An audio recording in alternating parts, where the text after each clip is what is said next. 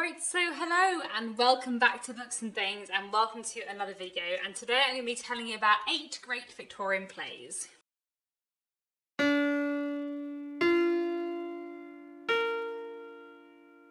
So I really enjoy reading plays in general and from the Victorian period in particular, so I thought it'd be nice today to talk about some Victorian plays that I have really enjoyed. I feel like plays and drama don't get spoken about that much on BookTube, although I really recommend Tilly and Roz's Discussing Drama series. I'll leave some links to that down below, and they've done some great videos on Victorian plays in the past. But today I thought I would mention 8 Victorian plays that I have read which I really enjoyed. Quite a few of these I've read this year. I feel like this year has been a real year of plays for me. I've read a lot more plays this year than I ever had before, and I've really been enjoying it. So I'll just go in alphabetical order by author, and we'll start off with The Case of Rebellious Susan by Henry Arthur Jones. The Case of Rebellious Susan is a sort of new woman play, and it is the story of a woman called Susan whose husband has an affair, and all of their friends and family say to her, well, you'll just have to accept it and take him back. You know, you can be angry with him, but there's nothing really to be done.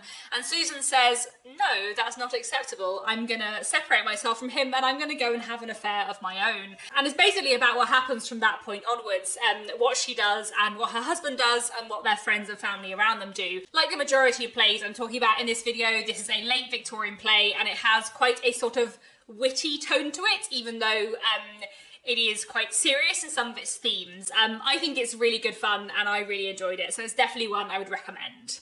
The next play I wanted to mention is Afternoon by Wilde. This is quite a short play. I guess it would be done in one act if you were putting it on the stage. And again, it kind of looks at marital relations in the late Victorian period. So this play is set in Italy, and we're following various English people who are staying in Rome. One of these people is a gentleman who 12 years ago married a young French girl who was of a much lower class than him, and after 2 years he decided that she wasn't sophisticated enough for him, and he sent her to live in a convent to be educated. And as far as he is aware, after some time in this convent, she was so unhappy that she committed suicide. However, she didn't actually commit suicide, that's just what he believes, and she is actually still alive, having made a name for herself as an artist. She meets him again in Italy, he has no idea who she is, falls in love with her, thinking she's someone different, and everything kind of goes on from there. So there's a lot of drama and mistaken identity, but it is very sharp and very well done.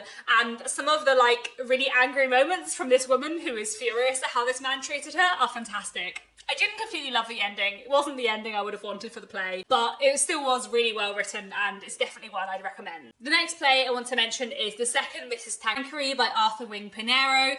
This is an interesting play which is all about what happens when a man decides to remarry, and the woman he decides to marry as his second wife is a woman who has previously been the mistress to several men. So she is not considered respectable at all by society. All of his friends are completely appalled.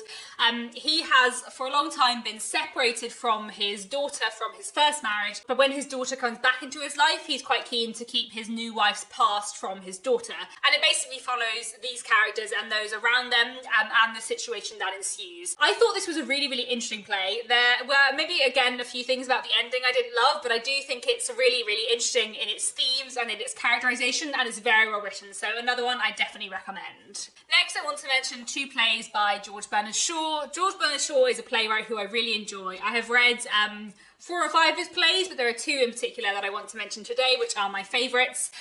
One is Mrs Warren's Profession, which is a really interesting play with a lot of interesting social themes, especially to do with the position of women in the late Victorian period. In Mrs Warren's Profession, we're following a mother and a daughter who meet each other again, having not had much to do with each other for quite a lot of their lives, though the mother has funded the daughter's education. The daughter is very much a new woman of the New Woman movement. She has gone to university, she's educated, she wants to strike out for her own with a career, and then she discovers that her mother has made her money, the money that has paid for her education, in a line of work that she considers to be very unrespectable. And the play looks really interestingly at questions to do with morality and sex work during the Victorian period, and it's really, really worth your time. It's a fantastic play, and yeah, really, really good. And the other play by him I wanted to mention is You Never Can Tell, which is a lighter play, I would say. It's in his plays pleasant rather than his plays unpleasant, but I do think think it still has a lot of serious theme to do with gender, morality and family structures and dynamics between husbands and wives. In You Never Can Tell, we follow quite a lot of characters, including two young people, two twins who have been brought up abroad by their mother after a separation from their father, and they've come back to England and they're kind of interested to see whether or not they might meet their father again, and everything kind of goes on from there. It's very sharp and witty and really good fun. Talking of plays that are really good fun, I wanted to mention Charlie's Aunt by Brandon Thomas. This is an excellent play that I read recently and really enjoyed, and basically it follows the complicated scenario that ensues when two young men who are at Oxford are waiting for one of their aunts to arrive on a visit, and the two young men have invited the two young women that they're in love with to come and see them and the aunt, because the aunt can chaperone and then everything's very respectable. But then the aunt sends a telegram to say she can't come, and just at the same time as the aunt has said that she can't come, one of their friends comes to their rooms and he is trying on his outfit for an amateur dramatics performance that he's meant to give later that day, where he is playing an elderly woman. And when he puts on his costume for the amateur dramatics, they say, "Oh, you can be Charlie's aunt. Charlie's aunt can't come, but you can be Charlie's aunt." And so this young man is roped into acting the part of Charlie's aunt when the two young girls come to visit, and then later two older men come up and join the lunch party as well. And because Charlie's real aunt is a very wealthy woman, they start to make advances towards the young man who is pretending to be Charlie's aunt, and lots of things go on from there. I really love Charlie's Aunt because Charlie's Aunt is very sharp and very clever, and there's a fun thing that I wasn't expecting to happen that happens halfway through that I really, really enjoyed. I kind of went into Charlie's Aunt expecting to enjoy it, but not expecting to find it as funny as I did. And I kind of went into it expecting a lot of the humour to feel very dated, because I basically thought a lot of the humour would revolve around the fact that the young man is dressing up as an elderly woman. But actually the humour often comes from other things, and the humour and the wit is very, very sharp. Like, I was expecting it to be much more farcical and like less funny than it was, basically. But it was really good and I really liked it and I would really recommend it, and I thought it was, yeah, great fun. The ending is maybe like too tied up and neat, but you know what, I still thought it was great fun. And then finally I want to mention two plays by Oscar Wilde. Oscar Wilde is probably my favourite Victorian playwright. I really love his plays and I've read a lot of them, but I wanted to mention two in particular, my favourite two. So I'll start off with The Importance of Being Earnest, which is a great fun play, which again revolves kind of around love stories, deception and identity.